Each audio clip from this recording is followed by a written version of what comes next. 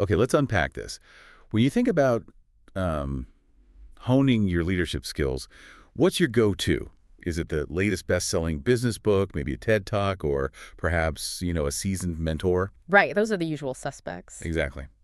But today we're taking a deep dive into a source that might just surprise you with its incredible depth and, honestly, its timeless relevance, Yeah, we're talking about the Bible. the Bible.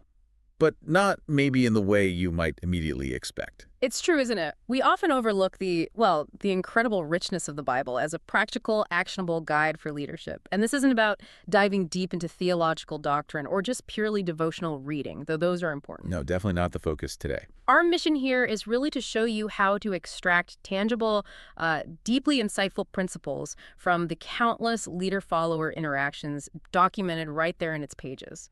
Exactly. So this deep dive is all about exploring a unique framework for engaging the Bible, specifically to uncover those leadership principles. We're drawing from some pretty extensive research that actually identified over 1,000 distinct leadership conversations. Over 1,000. It's kind of amazing when you think about it. It really is. Think of it like Yeah. a treasure trove of leadership data. And our goal today is to give you a bit of a shortcut, maybe, a way to get well-informed about this unique approach. Yeah, with some surprising facts and practical takeaways you can hopefully immediately think about applying. Okay, so this whole research project, and really our deep dive today, it was sparked by a truly remarkable individual. Imagine treating ancient biblical figures not just as, historical characters in a book, but as old friends, as trusted mentors. That sounds a bit unusual, maybe. It does, but that's exactly how Samuel Logan Brengle approached his Bible. He was a shining star in the Salvation Army, lived from 1860 to 1936. Brengle's experience, it highlights this profound connection that really makes you stop and think. Hmm. He actually described living with prophets, priests, and kings, holding communion with apostles, saints, even Jesus himself, just through his daily Bible reading. Wow. And he made this truly arresting statement about his relationship with the Apostle Paul. He said, and I'm paraphrasing slightly, "I'm not sure that I live so intimately with my darling wife as I have for many years lived with St. Paul." That's incredible. It really makes you ask, doesn't it? Yeah. How much consistent time, how much disciplined study, and just genuine openness would it take for us to cultivate such an intimate, transformative relationship with these biblical mentors? Exactly. It's not a quick fix. No, you can't just microwave a relationship like Yeah. that, right? This is about marinating in wisdom, letting these leaders' journeys slowly shape your own over time, just like Brengle did. And if we connect this to the bigger picture, Brengle's example isn't just about, accumulating Bible facts. It's about the depth of his intimacy with God. That intimacy was consistently stimulated and deepened by the testimony and experiences of these Bible characters, which raises a really important question for you listening. Yeah. How can we cultivate that same level of deep personal engagement to learn leadership for our own lives, to lead with integrity and purpose, right to the end, to finish well? That's a powerful question. Hmm. And it leads us perfectly into this concept from Dr. J. Robert Clinton, a lifelong gift, really. He talked about developing what he called leadership eyes for reading the Bible. Leadership eyes. I like that. Yeah. Because for most of us, we primarily read the Bible through, say, theological or devotional lenses. Hmm. And those are absolutely essential, no question. Of course. But what if we also read it with an intentional, focused lens, specifically looking for leadership insights? It completely shifts your perspective, doesn't it? And what you start to notice, it's like putting on different glasses. Yeah. Exactly. Yeah. Let's try a quick exercise to illustrate this. Okay. We'll give you the first part of a familiar Bible verse and see if you can complete it. Ready? Jesus Christ is the same. Pause. Yesterday, today, and forever. Hebrews 13.8. Pretty well known. Right. But here's the critical part, the context. That verse sits directly after Hebrews 13.7. And verse 7 says, "Remember your leaders who spoke the word of God to you. Consider the outcome of their way of life and imitate their faith." Okay. So in that leadership context, verse 8, the unchanging nature of Jesus, it reinforces a really powerful message. It's saying the same divine force, the same power that was at work in the lives of those great leaders who've gone before us, well, it's available to you today. It's urging us to consider their way of life, imitate their faith. It just hits differently with that leadership frame, doesn't it? Utterly changes the impact. Yeah. Okay, let's try another quick one. This one has 9 words. I'll give you the first 5. It is more blessed to, pause. Give than to receive. Mm. Acts 20.35. Another familiar one. But again, the context is key for leadership. Right. Pac quoted Jesus there, "It is more blessed to give than to receive." But here's the leadership insight.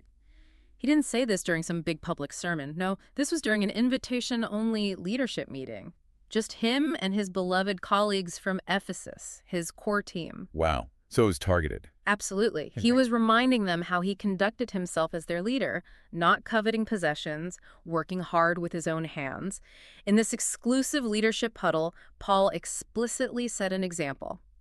Leadership is a platform for serving others, for giving, not for personal gain or taking advantage of people. So the key takeaway here really is that these quick exercises, they just illustrate how easily we can miss the profound leadership context embedded right there in these passages. It's already there. The Bible is incredibly rich with this kind of data. We simply need to learn to read and study it with those intentional leadership eyes. Yeah, develop those eyes. And this intentional approach, looking through that leadership lens, is what sparked a truly, well, ambitious personal study project for the author we're drawing from, directly motivated by Brengle's example. Right, the counting project. Exactly. Starting back in 2006, the goal was to count every single leader, from Genesis all the way to Revelation. Wow. That sounds intense. It took about 2 years. Intense is probably the right word. I bet. But that initial survey, it sounds like it was less about getting a perfectly precise number, right, and more about the immersive experience. Totally. It was about saturating oneself in the lives of these biblical leaders, Brengle style, just living with the text. But it must have raised a really important practical question for anyone trying this. How do you even confirm if a person you're reading about is truly a leader? Is it just having a title? Great question. And wrestling with that led to a crucial aha moment, a key insight. Which was? Influence, not position, is at the core of leadership. Ah, okay, makes sense. You can give someone a title, a position, but if they don't have leadership capacity, the ability to actually influence people through their giftedness, their competency, their character, well, their power base is going to be really limited. That holds true today, doesn't it? In any organization. Title isn't everything. Not at all. But that initial survey, counting the leaders, that was just the beginning. The research then moved into a second phase, starting around 2013. This time, the focus shifted to identifying leadership conversations. Okay, so moving beyond just counting people to looking at the actual interactions. Exactly. This new study aimed to go deeper than just counting leaders. It aspired to a more powerful, more personal, more Brengle-like experience by focusing on the sort of basal elements of every leadership interaction: the leader, the followers, and the situation they were in. So how did they nail that down? How did they define what counted as a leadership conversation? Good question. To do that, a pretty rigorous filtering process was developed. 6 specific criteria were used to define and include a conversation in the study. Okay. This ensured they were looking at genuine leadership in action, stripping away assumptions to see the raw dynamics. Can you give us a sense of those criteria? Sure. For instance, conversations between people and God, or, say, an angel, those weren't counted. The focus was human-to-human leadership. Makes sense. And at least one person speaking had to be clearly identified as a leader. The actual words, or at least the gist of them, had to be quoted in the text. So not just assuming a conversation happened. Right. And if the leader and followers also had some other connection, like being family, the conversation had to have a purpose beyond just that immediate family relationship. It had to be about leading in a broader sense. Got it. So filtering out purely personal chats. Exactly. It was really about finding those moments where influence was being intentionally exerted between a leader and followers. Even if it wasn't face-to-face letters or messengers counted too, if the message was quoted and had that broader purpose. That sounds like a really thorough process. It was. Now here's a fascinating little anecdote that sort of hints at the richness you find when you look this closely. It's about what you might call unrecorded words of influence. Ooh, intriguing. It's implied in 1 Samuel chapter 30. Remember this story. David's base camp at Ziklag gets raided. Their families are taken captive by the Amalekites. Yeah, devastating for his men. Absolutely devastated. So much so that they blamed David. They were actually talking about stoning him, his own men. Wow, talk about a leadership crisis. Huge crisis. But the text says David found strength in God. He consulted the priests, got direction, and then he led his 600 men to pursue the Amalekites. Right, they went after them. But here's the fascinating part. The text just fast forwards. It goes from the men wanting to stone David straight to them following him into battle. It completely leaves out what must have been one of the greatest, locker room speeches any leader has ever given.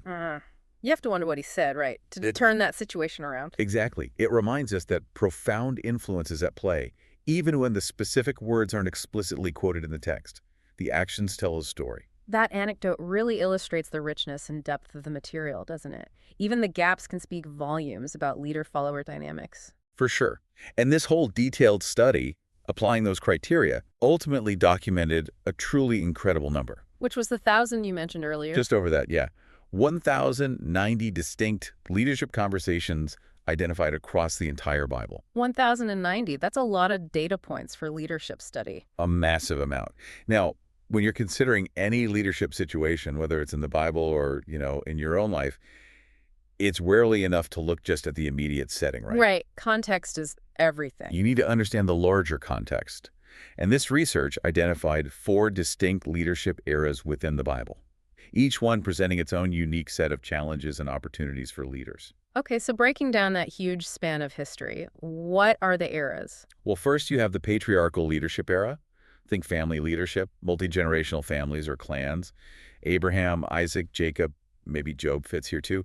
Relatively fewer conversations documented here, about 94. Okay, the early foundational period. Then comes the national leadership era. And this one is an absolute explosion of leadership activity. It covers the pre-kingdom time, like Moses and the judges, and then the whole kingdom period, the monarchy, divided kingdoms, Judah alone. So kings, prophets, military leaders. Exactly. People like Moses, David, Deborah, Isaiah. This era was the most dense by far. Over 700 conversations, truly fertile ground for insights into power, governance, national identity. Wow, 700, that's the bulk of it. It is. Then, after the exile, you get the transitional leadership era. This is characterized by leaders like Daniel, Ezra, Nehemiah.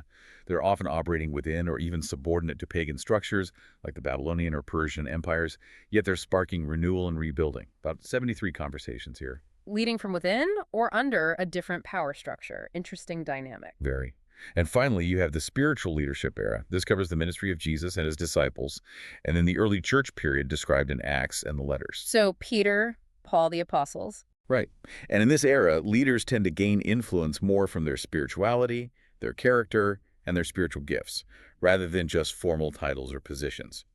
Around 222 conversations documented here. Okay, so patriarchal, national, transitional, spiritual, 4 distinct contexts. Exactly. So what's the key takeaway here? Why break it down like this? Well, understanding these macro contexts helps you appreciate the different challenges, the different expectations, the societal dynamics that shaped how leaders and followers actually interacted across millennia.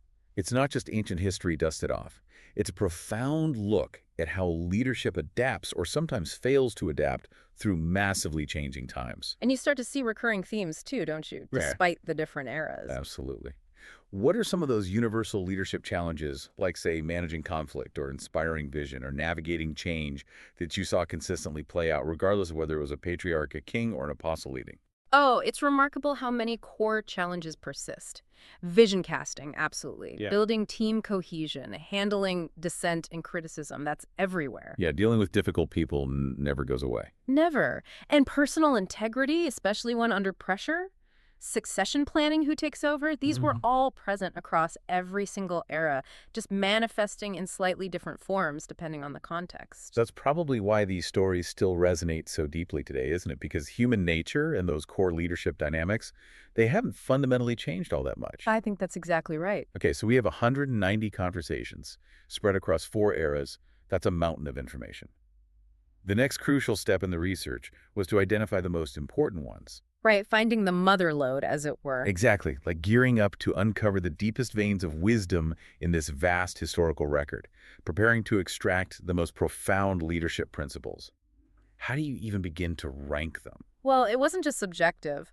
4 quite rigorous criteria were used to filter and rank these conversations for their importance. And the real takeaway here, I think, is how these criteria push you to consider not just what happened, but why it mattered in the bigger picture of leadership development and, well, the biblical narrative itself. So what were these criteria? How did they measure importance? First was scope and impact. Basically, how broad was the conversation's reach, and how significant were its effects, both short-term and long-term? Did it affect a family, a nation, future generations? Fair scale matters. What else? Second, they used counterfactual questions. This is kind of a helpful hypothetical, asking, what if this specific leadership conversation hadn't happened? Or what if the opposite had occurred?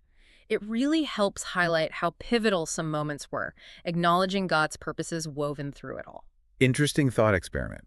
Makes you really value those key interactions. It does. Third was the law of emphasis. Pretty straightforward. Yeah. How much attention does the Bible itself give to this conversation? How many verses are devoted to it in the main passage? Is it referenced elsewhere in Scripture? So the text itself signals importance. Often, yes. And finally, the fourth criterion was redemption story. How directly did this leadership conversation contribute to the grand narrative of God's plan? The overarching story of transformation, hope, and human flourishing that culminates in Jesus and the early church. Okay, so scope, counterfactuals, emphasis, and redemption story. Those are pretty robust filters. They are.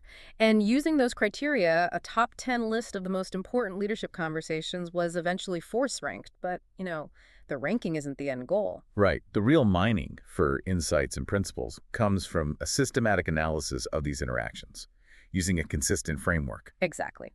Which leads us to the tool developed for that analysis. The leadership triangle. And this is where it gets really practical for anyone listening who wants to do this kind of study themselves. Yes. Picture a simple triangle. Yeah. At the corners, you have the leader, the followers, and the situation. Okay. Leader, followers, situation. And right in the middle, connecting them all, is influence.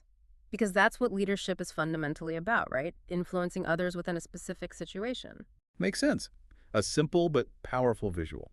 And to guide the analysis using this triangle, the research developed 6 powerful categories of questions. These help you systematically unpack any leadership interaction you find in the Bible. Okay, let's hear them. What should someone ask when they look at one of these 1090 conversations, or really any leadership moment in Scripture? Well, the first question is, who is the leader? What can we learn about their capacity, their talents, skills, spiritual gifts? What about their character, their sense of responsibility for leading? So really understanding the person in charge. Exactly. Second, who are the followers? What can we learn about them? Their loyalty, their buy-in to the vision, their willingness to serve or sacrifice? How did they respond to correction? What was the quality of their relationships with each other and the leader? Looking at the other side of the equation. Crucial. Absolutely. Third, what is the leadership situation? What are its specific dynamics? What's the immediate challenge or opportunity? And what's the larger context? Which of those 4 eras are we in? Getting the lay of the land. Fourth, how does the leader attempt to gain influence? What methods are they using? Persuasion, command, example. And crucially, are they influencing followers towards God's purposes, towards something constructive and good? The how and why of the influence itself. Precisely. Fifth, what leadership insights, principles, and values can we actually observe here? What were the results of the leader's actions? And trying to step into their shoes, how would the followers likely have evaluated the leader's performance in that moment? Extracting the lessons learned. And finally, sixth, are there any transferable principles to be gleaned from this situation? How might leaders today apply these ancient insights in their own modern contexts? What's the takeaway for us? Okay, leader, followers, situation, influence methods, insights, results, and transferable principles. That's a really comprehensive framework. It is, and we won't go into every subpoint for each question here, but the full, detailed list is a truly powerful tool. It's actually available on the website we'll mention shortly. Perfect. Because these questions, they essentially allow you to set up your own spiritual mining project, don't they? On any leadership interaction in the Bible. That's the idea. Moving beyond just a superficial reading to really extract deep, applicable insights that are personally relevant to your specific leadership challenges right now. Exactly, making it personal and practical. So we've talked about the research, the conversations, the eras, the framework. What does all this mean for you, the listener?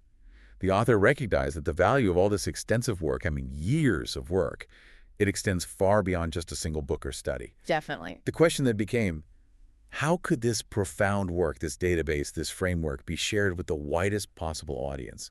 How could it empower others? Yeah, the goal really shifted towards inspiring and equipping other people to embark on their own journeys of discovery using this They material. want it accessible. Right, and that led to the creation of an open source platform completely free of charge, BibleCenteredLeadership.com. BibleCenteredLeadership.com. It's essentially a comprehensive, searchable database of all the significant leadership conversations identified in the research we've been discussing. Wow. So all 1,090 are in there. Significant ones, yes, categorized and searchable. And it's incredibly user-friendly. How can people use it? What can you search for? Well, you can search by leadership era if you're interested in a specific time period. You can search by a specific book of the Bible. You can look up a particular leader, say you want to study everything about Moses or Deborah or Paul. Or even by topic. Yes, that's really powerful. You could explore, for example, all the conversations related to Moses and conflict resolution, or Paul and mentoring, or David and casting vision.